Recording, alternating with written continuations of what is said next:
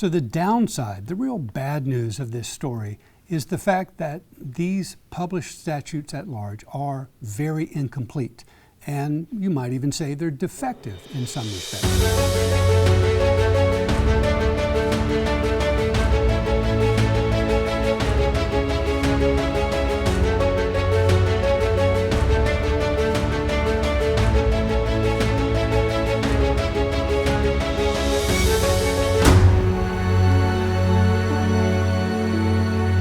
Hi, I'm Nick Butler, historian at the Charleston County Public Library.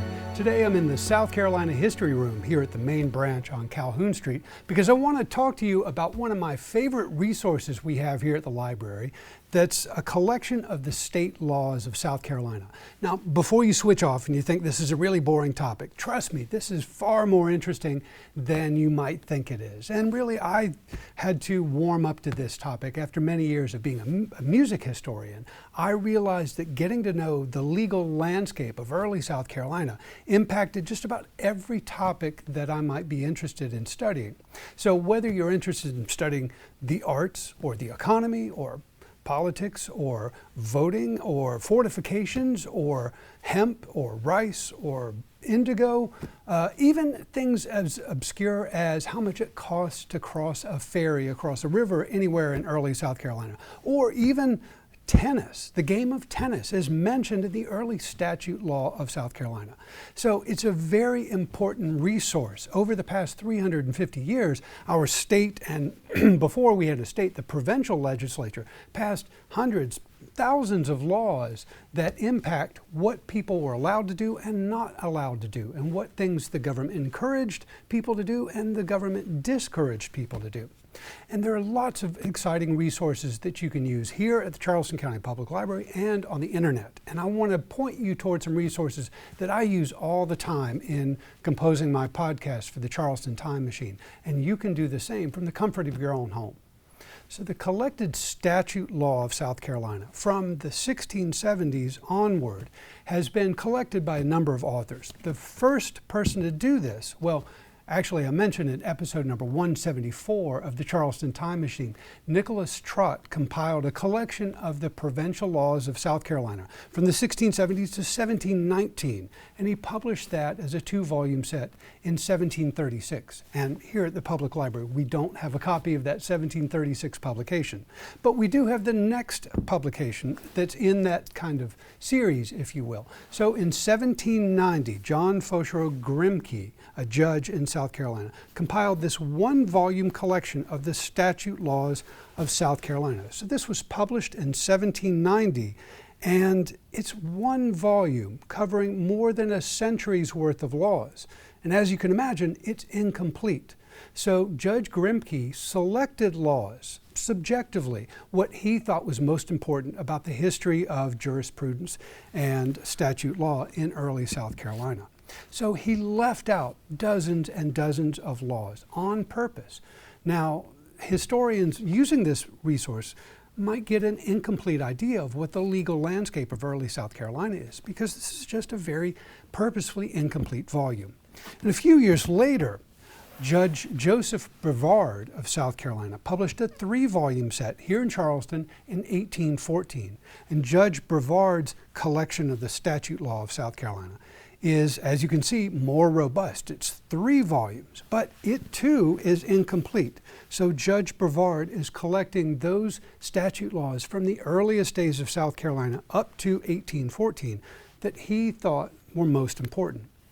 So here's another thing to keep in mind. During the colonial period, up to the American Revolution, state law encompassed the entire province of South Carolina. And that was really the only law in colonial South Carolina.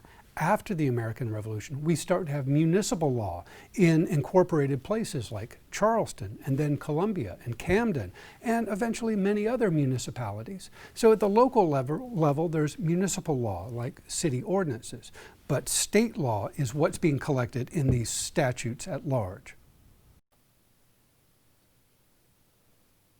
So the next big collection of state law was ordered by the state legislature in the mid-1830s, and it started publication in 1836 and went to 10 volumes in the course of less than a decade. And these 10-volume set of what the collection is called, the Statutes at Large of Carolina, are a major achievement in our state's legal history.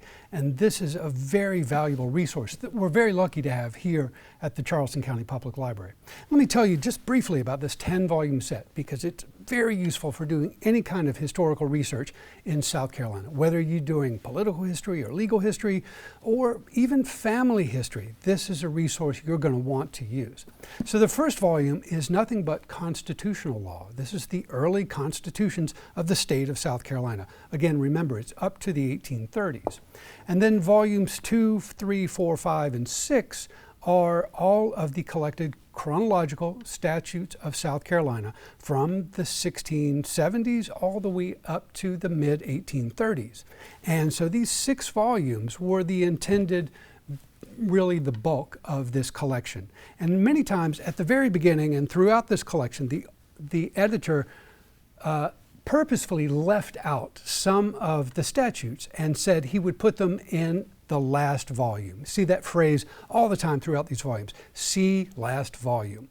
And by the last volume, he intended the 7th volume, but that last volume turned out to be volumes 7, 8, and 9. So it's a little confusing about which one constitutes the real last volume.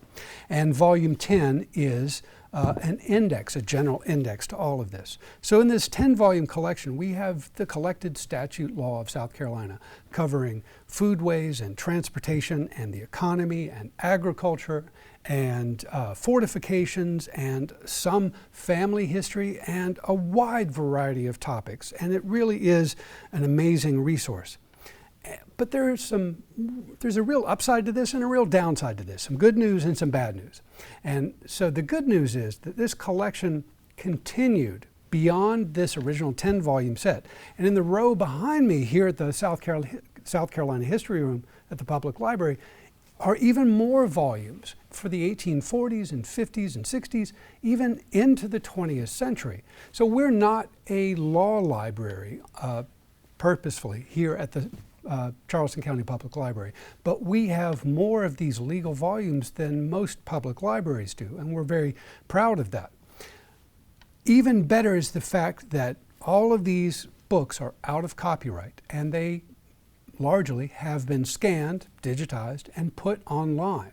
So almost all of the volumes that I'm speaking of, the statutes at large, including Judge Grimke's 1790 volume and Joseph Brevard's 1814 collection and this 1830s collection and all the stuff up to the early 20th century, is available through Google Books and through the Hathi Trust website. And you can do keyword searches through these materials and find precisely what you're looking for, whether it's family history or some kind of transportation history or fortification history or militia history, police history, sheriff history, any kind of public topic and private names you'll be able to search. So it's an amazing resource. You don't have to come to the library. You don't have to go to the Library of Congress.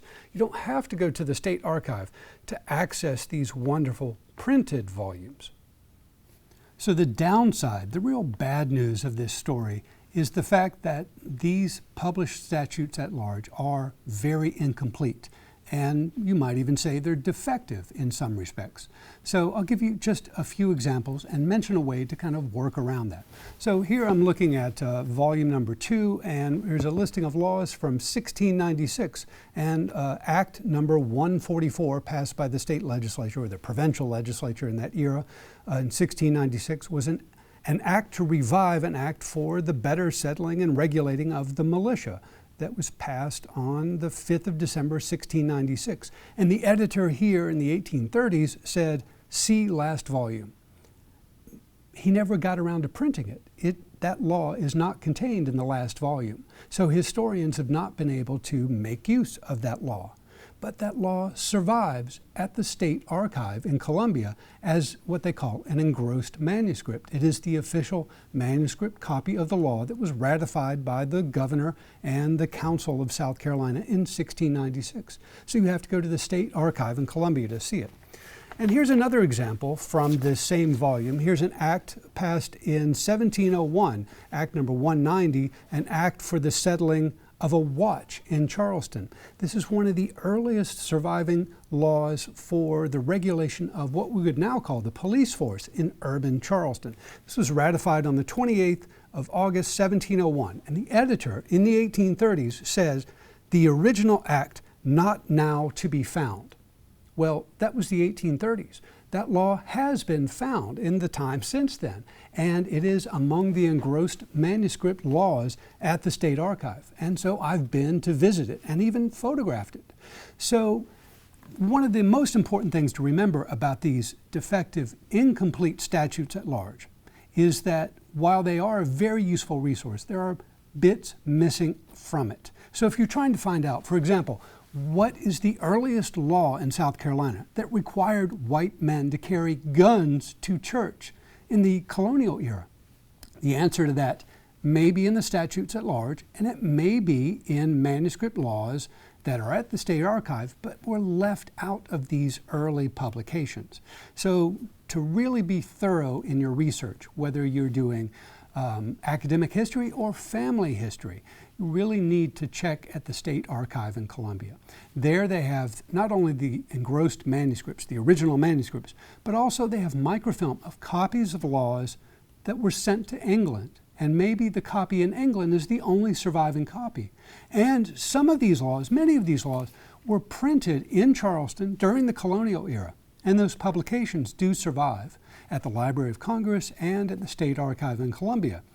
So this whole collection of the statutes at large of South Carolina is a resource that I turn to in almost every project that I'm working on, from the 18th and 19th century and into the 20th century as well. If it's out of copyright, that is up to the late 1920s, it's probably scanned and available online through Google Books or HathiTrust or some other website. So from the comfort of your home, from the comfort of your classroom, you can search the legal history of South Carolina for a wide range of topics. So I hope you enjoyed this quick tour of the statutes at large of South Carolina. You're welcome to come and visit these in person at the South Carolina History Room at the Charleston County Public Library's main branch on Calhoun Street, or you can check the footnotes of my upcoming podcast on the Charleston Time Machine. So thanks for your time. I'll see you in the future.